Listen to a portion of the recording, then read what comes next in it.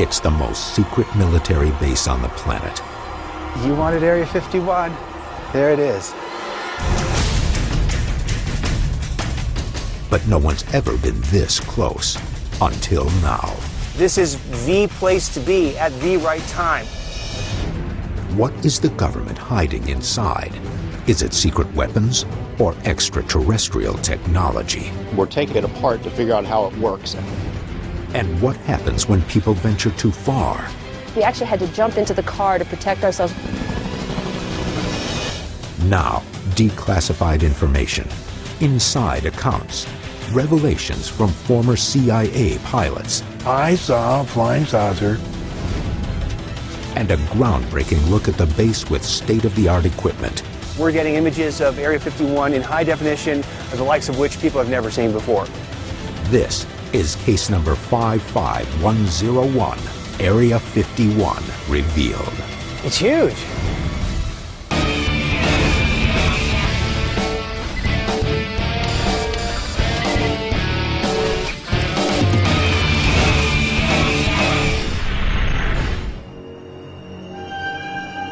October 2008.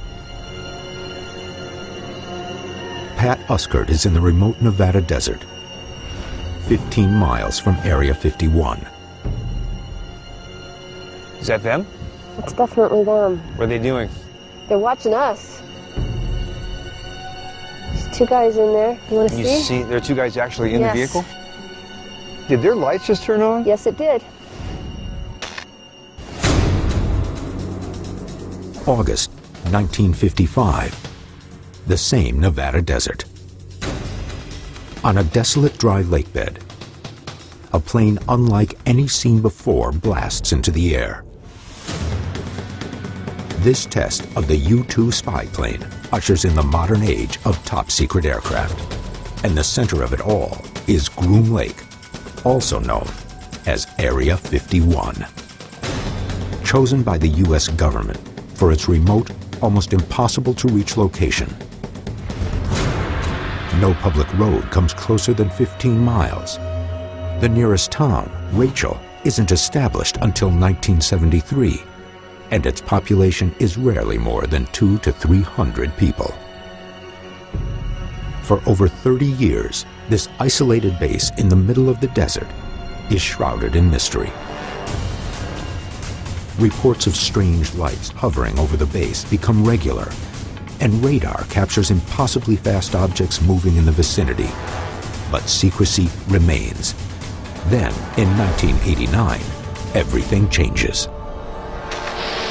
The time where I entered the hangar, I witnessed recovered alien spacecraft that the Department of Naval Intelligence in the United States was back engineering. Alleged U.S. government physicist Bob Lazar goes public and claims he is reverse engineering alien spacecraft at Area 51. UFO sightings in the airspace above Groom Lake skyrocket.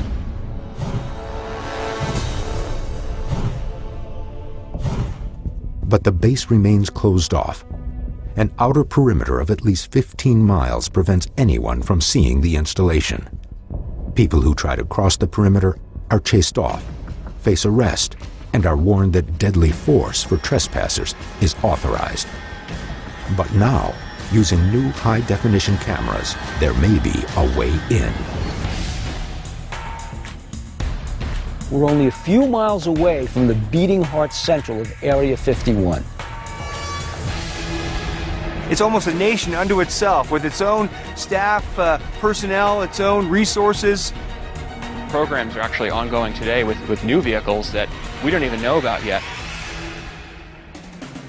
Today, the U.S. government has not officially acknowledged the existence of a base called Area 51, let alone admitted to extraterrestrial experimentation.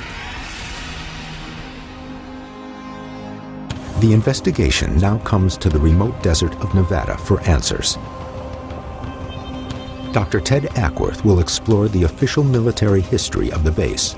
There has been a progression of the most advanced, the most clandestine vehicles developed here over the last 40 years. Bill Burns will look into the allegations of reverse engineering. The more we get into this story, the bigger and the deeper it gets. And Pat Uskert will attempt to see the base itself. Here's a chance to have a look into one of the most secret places in the world.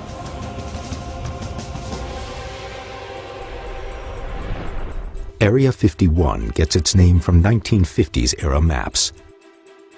They show the Nevada test site complex divided into a grid with a different number assigned for each separate quadrant. The land around Groom Lake just happens to be assigned the number 51. With little to no important details from these historical records, only a select number of people have gotten closer to the truth about what's happening inside.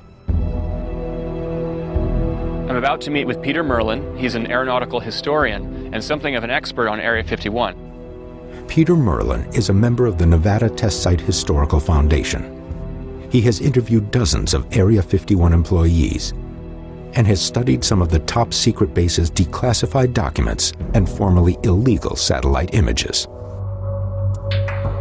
Now, the base was first opened around 1955, is that right? It was established in 1955 by the Central Intelligence Agency. The U-2 spy plane was highly classified, and they needed a place to test it outside of the public eye.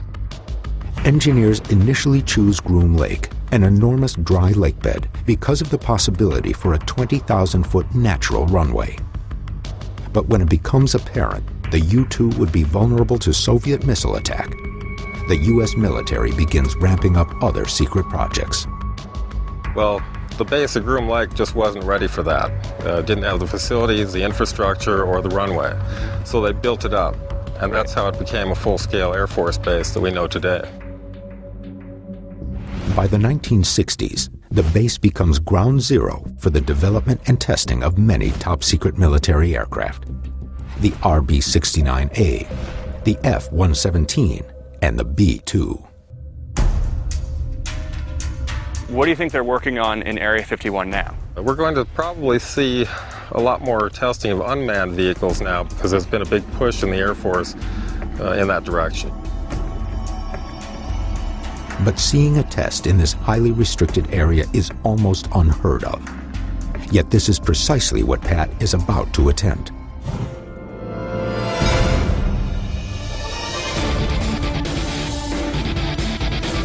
Pat is meeting with Mark Farmer, an aerial combat cameraman and Area 51 expert. He is taking Pat to view an undisclosed flight path that few have ever been to.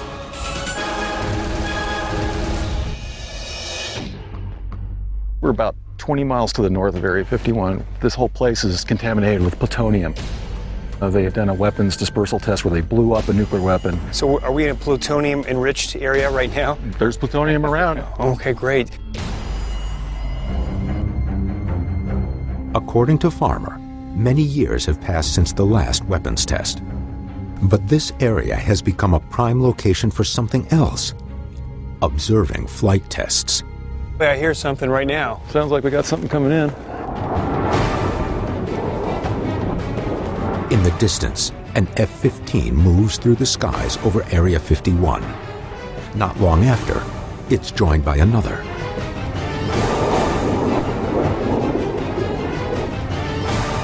The military may have been